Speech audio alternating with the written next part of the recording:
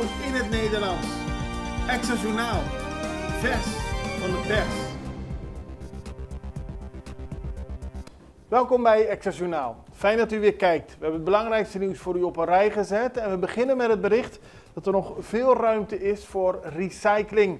Dat blijkt uit een rapport dat is opgesteld door Ecovision.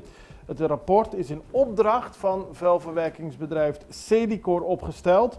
En Ecovision heeft onderzocht hoe het staat met de vuilnis die op ons eiland wordt verzameld, verwerkt en dergelijke. Daaruit blijkt dat er nog veel winst te behalen valt bij het scheiden van afval. Dat betekent dat veel zaken die nu worden weggegooid, zoals organisch afval, papier en karton en kunststoffen, ook gerecycled kunnen worden. Daar moet beter onderscheid tussen worden gemaakt, zegt Ecovision. En om u een idee te geven, op Curaçao werd vorig jaar 224.000 ton vuil weggegooid. Bijna 78.000 ton is gebruikt voor recycling. Slecht weer zorgt voor vertraging. Dat heeft de dienst Openbare Werken laten weten. Die stelt dat de huidige weersomstandigheden negatieve gevolgen kunnen hebben voor de wegwerkzaamheden. Het orkaanseizoen en het regenseizoen kunnen de start en de voortgang van werkzaamheden negatief beïnvloeden. De dienst houdt de weersvoorspellingen in de gaten en hoopt dat het niet te veel vertraging oplevert, maar vraagt tegelijkertijd voor begrip bij de medewerker, bij alle mensen van Curaçao en alle gebruikers van de wegen. Omdat natuurlijk de weersomstandigheden niet te bepalen zijn door openbare werken. Maar er wordt wel hard aan gewerkt om te zorgen dat alle wegwerkzaamheden op tijd kunnen worden afgerond. Oryx ontkent beschuldigingen en dat gaat natuurlijk over de informatie die bijna dagelijks te lezen is in de media over de Oryx groep. Die benadrukt nu dat ze niets te maken hebben met een publicatie op de website Public Eye.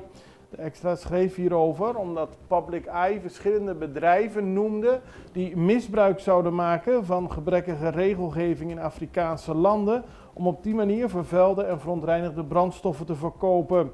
Volgens de Oryx groep hebben ze daar niks mee te maken, bestond het bedrijf officieel nog niet eens in de periode waarop het onderzoek naar verwijst en distancieren ze zich daarmee van de berichten op Public Eye. Inbraak in bar, dat vond gisteren plaats, tenminste in de nacht van maandag op dinsdag is er ingebroken in een bar in het Hubert Leo Spencer vakbondsgebouw, dat is aan de Schouwburgweg.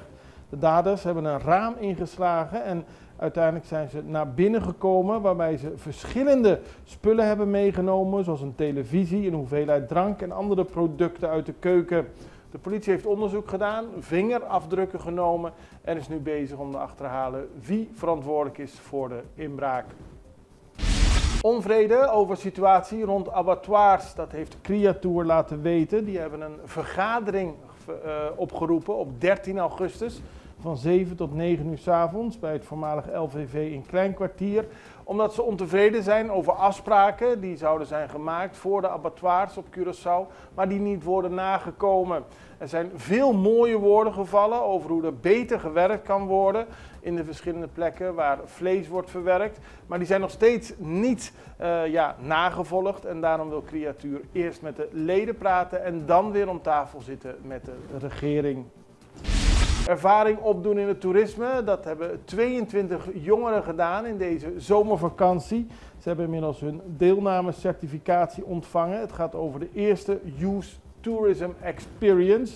Het is een programma waarbij jongeren tussen de 15 en de 17 jaar leren wat het is om in het toerisme te werken.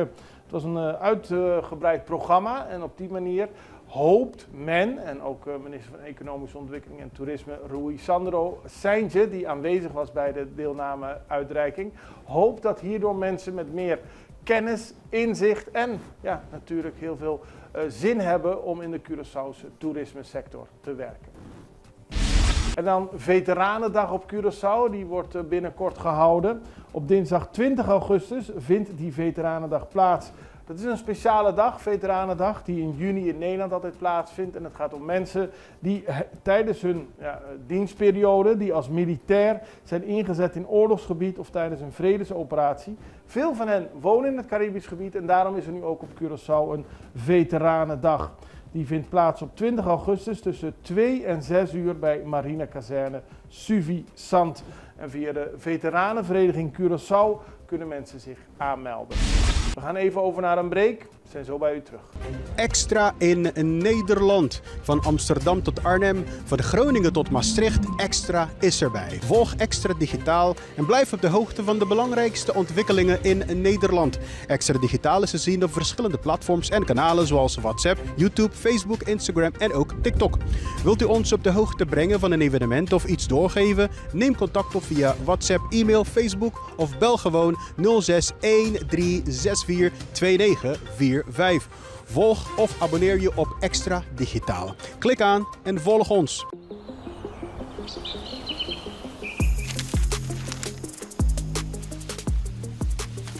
Welkom op Curaçao, een van de mooiste eilanden in de Caribiën. Een ware parel. En het is een eiland waar je van heel veel zaken kunt genieten. Van de natuur, van de zee, van het eten, van de mensen en zoveel meer.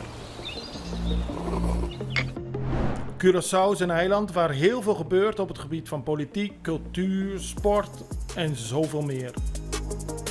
Een Extra Journaal brengt het belangrijkste nieuws van Curaçao. Maar we hebben ook aandacht voor al het nieuws op Bonaire en Aruba en op de bovenwinden, Saba, Sint Maarten en Sint Eustatius. En we belichten al het nieuws van alle kanten. Het nieuws is duidelijk, actueel en vers van de pers. Extra Journaal, elke werkdag op Salto. Op Curaçao zijn we de hele dag bezig met het maken van Extra Journaal. Volg ons op je favoriete Amsterdamse zender, Tauro.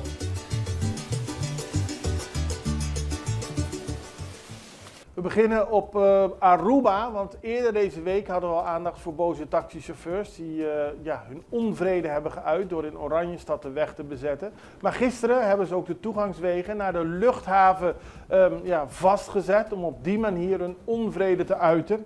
Het gaat om taxichauffeurs die willen dat de minister van Toerisme, Ursel Arends, verder met hun praat. Er was een overleg geweest, maar dat was niet wat de taxichauffeurs ervan hadden verwacht. En ze willen op die manier de aandacht van de minister trekken, omdat ze het niet eens zijn met zijn beslissing om het aantal stoelen per taxi te verhogen van 5 naar 7 passagiers. De minister heeft laten weten dat er pas op 16 augustus verder wordt gesproken, maar dat hij op dit moment niet van plan is het plan in te trekken. En de minister van Toerisme, Danny Olibert, heeft zich inmiddels ook in de kwestie gemengd en gezegd tegen de taxichauffeurs: jullie kunnen ontevreden zijn, maar ga dan geen schade aanbrengen aan het toerisme. Toeristen konden minder makkelijk naar de luchthaven of van de luchthaven. Toerisme is belangrijk voor Aruba en op die manier bezorg je het eiland geen goede naam, aldus Olibert. Maar er zal dus nog verder gesproken worden. En dan gaan we naar Sint Maarten, waar de politie langer mag blijven fouilleren op wapenbezit. Zondagavond liep de situatie helemaal uit de hand in de wijk Dutch Quarter, toen er gecontroleerd werd op wapens, maar buurtbewoners zich tegen de politie keerden. Die werden begeleid door militairen, onder meer uit Curaçao. Dat leidde tot heel veel schermutselingen, blokkades. Meer dan 10 mensen zijn aangehouden. Er zijn ook 4 auto's in de brand gevlogen. En in eerste instantie had de politie 24 uur de tijd gehad om verder te gaan met fouilleren. Maar die bevoegdheden zijn verlengd tot maandag 12 augustus. De politie blijft bevoegd om vuurwapens in en rondom de wijk in beslag te nemen, mensen te fouilleren, te controleren en op die manier te zorgen dat het veiliger wordt voor wat betreft het gebruik van vuurwapens op Sint Maarten. En dan gaan we naar internationaal nieuws. Chili en Brazilië hebben een Memorandum of Understanding ondertekend over de samenwerking in ruimteactiviteiten voor vreedzame doeleinden. Dat is gisteren bevestigd. Dit is op dit moment een staatsbezoek van de Braziliaanse president aan Chili. En tijdens de ondertekening hebben de beide landen laten weten dat we samen ons vermogen kunnen vermenigvuldigen om onze eigen ladder te bouwen. Iedereen moet ervan profiteren. Het luchtvaartprogramma, het ruimteprogramma is goed voor beide landen, voor de bevolking van beide landen. En dat hebben Chili en Brazilië laten weten. President Lula ging ook nog in op de situatie op Venezuela. En hij riep op tot dialoog tussen de oppositie en de regering. Het heeft allemaal te maken bij de verkiezingen van 28 juli, waarbij volgens de oppositie zij hebben gewonnen en volgens de regering zij hebben gewonnen. Brazilië heeft al eerder gevraagd om openbaarheid van de stemuitslagen. Op dit moment is er nog sprake van een situatie waarbij de oppositie en de regering niet met elkaar praten. En Brazilië heeft opgeroepen om dat wel te gaan doen om op die manier tot een vreedzame oplossing te komen. Aldus president Lula op bezoek in Chili. En daarmee zijn we aan het einde gekomen van deze aflevering van Extra Journaal. Ik ben er morgen weer en ik hoop u ook het allerbeste. Tot ziens. Dag.